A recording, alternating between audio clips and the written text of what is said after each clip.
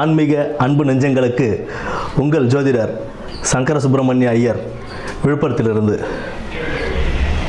இப்பொழுது நாம் பார்க்க போவது கார்த்திகை மாதத்தின் ராசிபலன் பற்றி பார்க்க போகிறோம். அதற்கு முன்பாக இந்த கார்த்திகை மாதம் நமக்கு எப்படி உருவானது, இந்த மாதத்தின் விசேஷங்கள் என்னென்ன அப்படின்றத ஒரு கிளான்ஸ் பார்த்துருவோம். கார்த்திகை மாதம் அப்படின்றது காந்தல் பூக்கள் இந்த மாதத்தில் அதிகம் பூக்கக்கூடிய ஒரு மாதமாக இந்த கார்த்திகை மாதம் விளங்கும்.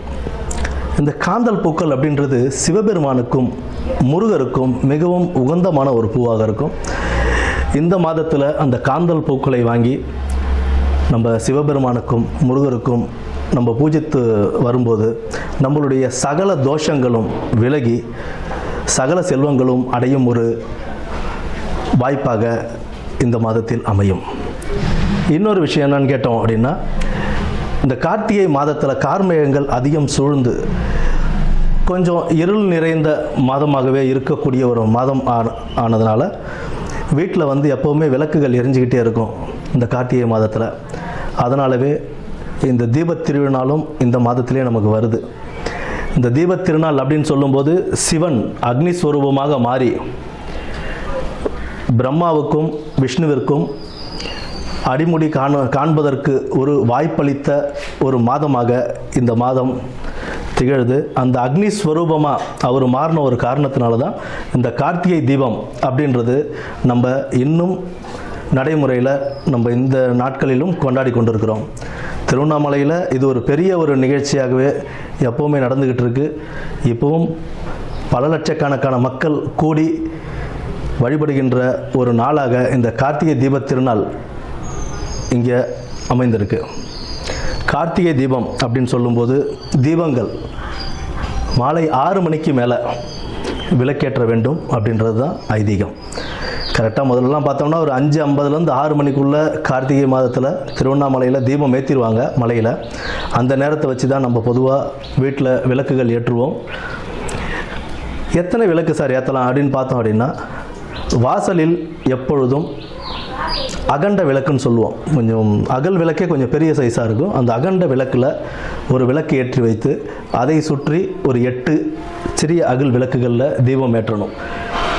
இப்போ நிறையா பேர் பார்த்தோம் அப்படின்னா குத்து விளக்கு கொண்டு வந்து ரோட்டில் வச்சு ஏற்றிட்டு இருக்காங்க. குத்து விளக்கு பொறுத்த வரைக்கும் பூஜைகளுக்காக நம்மளுடைய வீட்டு அறையில் ஏற்றுறதுன்றது வேறு, எப்போவுமே சாமி படத்துக்கிட்ட ஏற்றி வைக்கிறதுன்றது வேறு.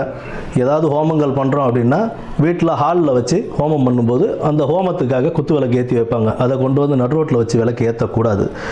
வாசலில் ஏற்ற வேண்டிய விளக்கு அப்படின்னா அகண்ட விளக்கும் அதை சுற்றி அகல் விளக்கும் ஒரு 9 விளக்குகள், வாசப்படியில் 2 விளக்கு, அதே மாதிரி சமையல் கட்டு மாடிப்படி அங்கெல்லாம் ஒரு 2 விளக்கு. பொதுவாக 11 தீபம் அப்படி இல்லைன்னா 21 தீபங்கள் அந்த மாதிரி ஏற்றுறது ரொம்ப சிறப்பு தரும். பரணி தீபமும் கார்த்திகை தீபத்துக்கு முதல் நாள் பரணி தீபம் ஏற்றப்பட்டு பின்பு மறுநாள் கார்த்திகை தீபம் ஏற்றப்படும். இது ஒரு பக்கம் முடிய, பார்வதி தேவிக்கு சிவபெருமான் தனது இடது பக்கமாக ஒரு பாகம் தேவிக்கு என்று அருளிய மாதமாகவும் இந்த மாதம்தான் விளங்குது. அர்த்தநாரீஸ்வரராக காட்சியளித்த மாதமும் இந்த கார்த்திகை மாதம்தான். அடுத்தது பார்த்தோம்னா, ஜோதி ஸ்வரூபமான சிவனுக்கும் மற்றும் மகாவிஷ்ணு மோகினியாக அவதரித்து இவர்கள் 2 பேருக்கும் உருவான மகனாக சபரிமலை ஐயப்பன் தோற்றுவித்து அவருக்கு மிகவும் பிடித்தமான ஒரு மாதமாகவும் பக்தர்கள் அதிகம் மாலையிட்டு இந்த கார்த்திகை மாதம் தொடக்கத்தில் நிறையா மாலையிட்டு அவருக்காக வேண்டி அவங்க விரதம் இருந்து ஒரு மண்டலம் விரதம் இருந்து ஐயப்பனை தரிசித்து நெய்யபிஷேகம் செய்து வழிபட்டு வருவதும் இந்த மாதத்தில் தான் தொடங்கும். இந்த கார்த்திகை மாதத்தின் சிறப்பான இந்த கார்த்திகை மாதத்தில் இனி வரும் நாட்களில் நம்ம 12 ராசிக்காரர்களுக்கும் யார் யாருக்கு நல்லா இருக்குது, யார் யார் கவனமாக இருக்கணும் அப்படின்றத பற்றி இனி வரும் வீடியோக்களில் பார்ப்போம். மகர ராசி நேயர்களே, இந்த மாதம் கார்த்திகை மாதம் உங்களுக்கு தடை தாமதங்கள் நீங்கக்கூடிய ஒரு மாதமாகவே இந்த மாதம் இருக்கும். சார் இத்தனை நாள் எதிரிங்க தொல்லை அதிகமாக இருந்தது அப்படின்றவங்களுக்குலாம் அந்த எதிரிகள்லாம் இப்போ உங்களுக்கு நண்பர்களாக மாறக்கூடிய ஒரு நிலையும் இந்த மாதத்தில் உங்களுக்கு அமைஞ்சிருக்குங்க. பொருளாதாரத்தில் சிறு சிறு தடை தாமதங்கள் ஏற்பட்டாலுமே நல்ல ஒரு வெற்றி காணக்கூடிய ஒரு மாதம் தான் இந்த மாதம் உங்களுக்கு. பணவரத்து சற்று தாமதமாக இருந்தாலும் ஒரு கணிசமான பணவரவை இந்த மாதம் நீங்கள் எதிர்பார்க்கலாங்க. நல்ல ஒரு வாய்ப்பு உண்டு. கல்வியிலும் மாணவர்களுக்கு ஒரு நல்ல ஒரு மேம்பட்ட வாழ்க்கையே அமையும். நல்லபடியாக படிப்பீங்க. இந்த மாதம் நல்ல ஒரு மார்க் எடுக்க முயற்சி பண்ணி படிங்க. அதில் நல்லபடியாகவே வெற்றி பெறுவீங்க. திருமண தடைகள் நீங்கக்கூடிய ஒரு மாதமாகவும் இந்த மாதம் அமையக்கூடியது இருக்குது. திருமணத்திற்கு நான் இத்தனை நாளாக தேடிக்கிட்டு இருக்கேன் சார், எனக்கு இது வரைக்கும் எதுவும் கிடைக்கல அப்படின்றவங்களாம் இந்த தடவை ட்ரை பண்ணி பாருங்கள். உங்களுக்கு கிடைக்கிறதுக்கான வாய்ப்புகள் நிறையாவே இருக்குது. நீண்ட நாட்களாக செய்து வந்த வேலை ஒரு இது நான் ட்ரை பண்ணிக்கிட்டு இருக்கேன் சார், என்னால் அதை செஞ்சு முடிக்கவே முடியல அப்படின்றவங்களாம் இந்த மாதம் அதை முடித்து அதனால் ஒரு நற்பெயரும் பெறக்கூடிய ஒரு மாதமாகவே இந்த மாதம் உங்களுக்கு அமைய போகுதுங்க. கடன் கொடுக்கல் வாங்கலில் சற்று கவனமாக இருக்கிறது நல்லதுங்க.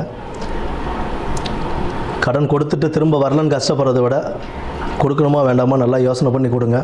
அது ஒரு நன்மையை பயக்கும். உங்களுக்கு ஆரோக்கியத்தில் கொஞ்சம் அக்கறை தேவை. உடல் உபாதைகள் உண்டாகக்கூடிய வாய்ப்புகளும் இருக்குது.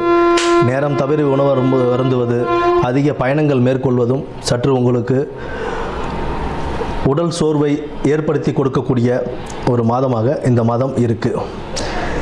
வெளிநாடு வெளியூர் வேலை தேடிக்கிட்டு இருக்கிறவங்களுக்கு இந்த மாதம் ஒரு நல்ல வேலைகள் கிடைக்கக்கூடிய ஒரு நல்ல வாய்ப்பாகவே இருக்குது. நல்ல ஒரு லாபகரமான இந்த மாதம் உங்கள் குடும்பத்தில் மகிழ்ச்சியும் அமைதியும் நிலைநாட்டி இருக்குங்க. உத்தியோகத்தில் உங்களுடைய கடின உழைப்புக்கான பலன்களை இந்த மாதம் நல்லபடியாகவே பெறுவீங்க. அதற்குண்டான பேரும் புகழும் வந்து சேரக்கூடிய ஒரு மாதமாக இந்த மாதம் உங்களுக்கு அமைந்திருக்கு. சக ஊழியர்களின் ஆதரவு உங்களுக்கு கிடைக்குங்க. நண்பர்களின் ஆதரவும் உறவினர்கள் ஆதரவும் உங்களுக்கு கிடைக்கும். கணவன் மனைவிக்குடைய ஒரு நல்ல ஒரு இணக்கம் உருவாகி இருக்கும் இந்த மாதம். மேலதிகாரிகளிடம் வீண் வாக்குவாதங்களில் ஈடுபட்டு தேவையில்லாத கெட்ட பெயர்கள் வாங்கி கொள்ள வேண்டாம். அவங்கக்கிட்ட அனுசரித்து போகிறது தான் உங்களுடைய வாழ்க்கை முன்னேற்றத்திற்கு ஒரு நல்ல பாதையாக இருக்கும். உங்களுடைய கோபத்தை கட்டுப்படுத்தி அமைதியான வாழ்க்கையை நீங்கள் பார்த்துக்கிறது தான் உங்களுக்கு நல்லதுங்க. சொத்து பிரச்சனைகள் அது வழக்கில் இருக்குது, அதில் இது வரைக்கும் எதுவும் முடிவு ஆகலை அப்படின்னு சொல்கிறவங்களுக்கு இந்த மாதம் அதற்குண்டான வாய்ப்புகளும் நல்லபடியாகவே இருக்குது. உங்களுக்கு சாதகமாக அமையக்கூடிய வாய்ப்புகளும் இருக்குது. இது எல்லாத்திற்கும் நீங்கள் பெருமாள் வழிபாடு செஞ்சு வந்தீங்க அப்படின்னீங்கன்னா உங்களுடைய வாழ்க்கையில் தடை தாமதங்கள் நீங்கி ஒரு நல்ல ஒரு சுபிக்ஷமான வாழ்க்கை அமைய இந்த மாதம் நல்லபடியாகவே இருக்கும். நன்றி, வணக்கம்.